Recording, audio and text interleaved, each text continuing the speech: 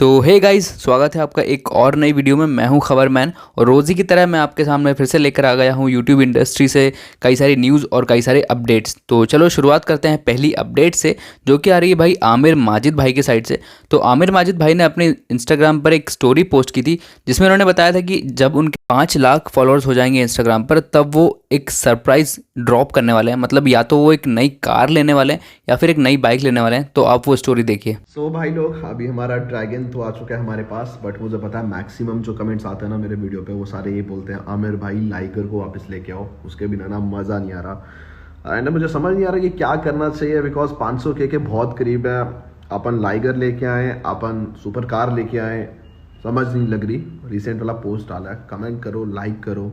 सबसे पहले तो 500K करो, टैग, शेयर एंड अपने पड़ोसी, फ्रेंड, दोस्त सबको प्रोफाइल भेजो। एंड अगर तुम लाइगर को सपोर्ट करते हो तो भाई अपन लेके आ जाएंगे। देखो, मैं जीता हूँ ड्रैगन आर्म के लिए, ठीक है ना। जो आप बोलोगे ना भाई, मुझे वो ही करना है।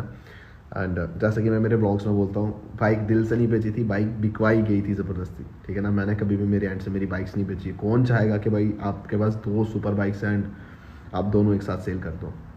चाहो, पोस्ट है, रिसेंट स्टोरी में भी डाल रहा हूँ, अगली बारी में। और फिर उन्होंने अपने एक व्लॉग में ये चीज़ बताई कि उनका मन बन रहा है कुछ एक नई चीज़ प्लान करने का। तो वो वीडियो भी आप देखिए। नहीं हो सकता अभी अभी, मुझे नहीं पता। तो ये मान के चलो कि 500K पे बहुत स्पेशल चीज आ रही है।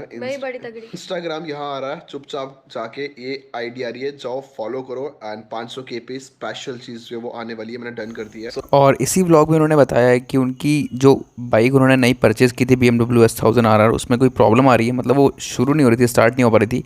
तो आप ये क्लिप देखें। अभी आ चुके हैं हम बाइक पे। सो उठते ही मॉर्निंग में प्रॉब्लम होना स्टार्ट हो गई। मुझे नहीं पता कि क्या सीन हुआ, सोसाइटी में किसी बच्चे ने छेड़ा, क्या किया, बट बाइक ना स्टार्ट नहीं हो रही है भाई। लाख कोशिश कर ली मैंने। अभी बुरहान भाई ने बोला कि न्यूट्रल आ, तो अभी मैं न्यूट्रल आया हूँ भाई, वहां से पूरा नेस्कैफे से घूम के, ठीक है ना। अम्मी को बोला मैंने, हल्का सा धक्का लगा एंड बाइक जो अभी हमने यहाँ पे पहुंचाई है एंड होप के पेट स्टॉप तक जो है भाई वो बाइक पहुंच जाए। मुझे नहीं पता क्या सीन है, बट तुम चेक कर पा रहे होगे भाई, बाइक ना सेल्फ नहीं पकड़ रही। ये देखो, कोई ना कोई दिक्कत तो है भाई। भैया ऐसा पता नहीं मेरे साथ ही क्यों होता है भाई यार, ये सब मेरे साथ क्यों होता है, कोई मुझे बताएगा क्या। एकदम मस्त चल रही थी बाइक, मैंने कुछ किया भी नहीं। वैसे 400 किलोमीटर बाइक टोटल चली है, तो कोई प्रॉब्लम रह गया है मेरे से, कोई गलती हो गई है बाइक चलाते तो हुए। यार ये तो हमें अब 15-20 दिनों के बाद ही पता लगेगा कि ये बाइक लेने वाले हैं, कार लेने वाले हैं या फिर कुछ और ही चीज़ लेने वाले हैं। तो चलो आगे बढ़ते हैं अगली अपडेट की तरफ, जो कि आ रही भाई UK07 राइडर के साइड से। तो UK07 राइडर का भाई जयपुर में एक मीटअप था, काइंड ऑफ अ मीटअप ही था, एक इवेंट था। वहाँ पर मिस्टर इंडियन हैकर और क्रेजी XYZ ये लोग भी आए हुए थे। तो इन लोगों का साथ में एक कुछ शायद इवेंट ही होगा ये। तो यहाँ पर ये सब मिले थे। तो आप कुछ वीडियोज़ देखिए।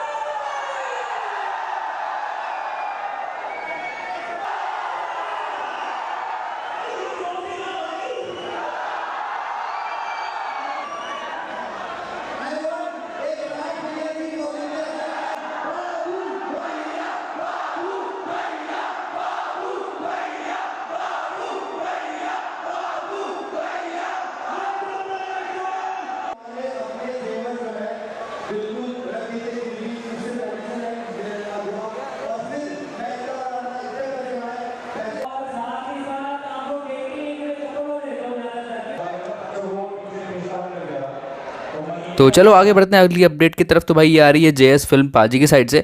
तो JS फिल्म पाजी अभी रोड पर घूम रहे थे और अचानक से बरसात शुरू हो जाती, तो उनके साथ में एक छोटा सा सीन हो गया था, वो आप देखो। ले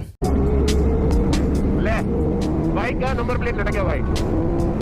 अभी इसको लगाना पड़ेगा, साइड में दिया गया है कि लेफ्ट में दबा ले भाई, 1 मिनट के लिए रुकना पड़ेगा, क्योंकि राइडर इस बात से अनजान है कि क्या हुआ है, क्यों मैं हाथ दे रहा हूँ, क्या नंबर प्लेट लटक गया है। शायद इधर आइयो भाई, लेट मी यूज दिस।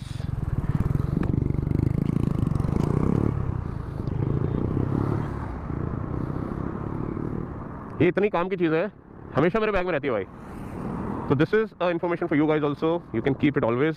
जगह भी नहीं लेती है, बॉदर भी नहीं करती, बट देखो जब जरूरत पड़ती है ना, बहुत काम किया है, ठीक है ना। अब जाएगी कहीं नहीं, ये पक्की बात है, टाइट करवा लेंगे, एक नट मैंने रख लिया है। तो चलो आगे बढ़ते हैं अगली अपडेट की तरफ। तो भाई जट प्रभजोत का जो है एक पॉडकास्ट रिलीज़ हुआ है रियल हिट के चैनल पर, जहाँ पर उन्होंने कई सारी चीज़ों के बारे में बात की, जिसमें से एक चीज़ के बारे में जो बात उन्होंने की है वो उनका एक्सीडेंट।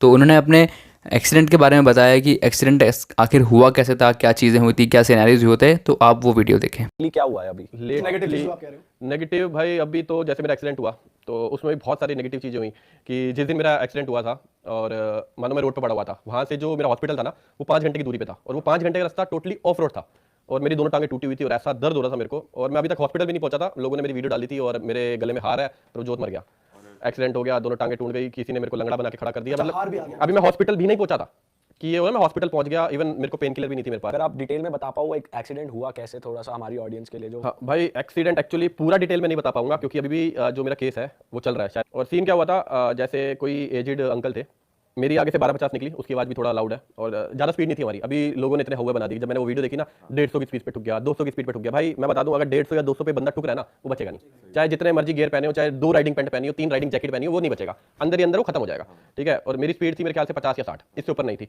और उस रोड पे भी जहाँ मेरा एक्सीडेंट हुआ वहाँ पर भी स्पीड की लिमिट थी 50 या 60 से ऊपर अगर होता ना तो मैं नेपाल से वापस नहीं आ पाता। अभी सबको पता नेपाल और इंडिया के टर्म्स सही नहीं चल रहे, ठीक है। तो मेरी स्पीड भी उसके अंदर थी, और बाय चांस की बात है उस रोड पे कैमरा लगा हुआ था, मेरे पास कैमरा नहीं था, जो मेरा कैमरा था ना वो ऑन नहीं था, लेकिन उस रोड पे कैमरा लगा हुआ था, उसके बेस पे उन्होंने चेक करा कि क्या स्पीड थी, ये कहीं उस पे तो नहीं था। वहाँ के रूल एंड रेगुलेशन बिल्कुल यहाँ के अलग है, तो 60 से ऊपर स्पीड नहीं होनी चाहिए थी मेरी। जो बंदा रोड क्रॉस कर रहा था वो जेब्रा क्रॉसिंग पे नहीं होना चाहिए था, और वो नहीं था, जेब्रा क्रॉसिंग थी नहीं, उस रोड पे काफी आगे जाके थी, तो ये मेरे लिए प्लस पॉइंट था। दूसरा क्या था, जब मेरी 1250 निकली ना, वो काफी ह्यूज बाइक है, मतलब जितना ऑटो होता है ना इतना बड़ा तो इंजन ही है उसका, इतना बड़ा फ्रंट है उस बाइक का, तो वो निकली ना, तो वो अंकल उस बाइक को देखने लगे रोड के बीच में खड़े होके, तो वो ऐसे पूरा उधर, मतलब जैसे ये बाइक निकली, मैं यहाँ खड़े, वो पूरा ऐसे रोड के बीच में मिड में खड़े होकर उस बाइक को देख रहे हैं। उनको ध्यान नहीं गया कि पीछे दूसरी बाइक भी आ रही है, और मेरी स्पीड दी रही थी, तो मेरे को लगा बंदा रुका हुआ है तो मैं उसके आगे से निकल जाऊंगा।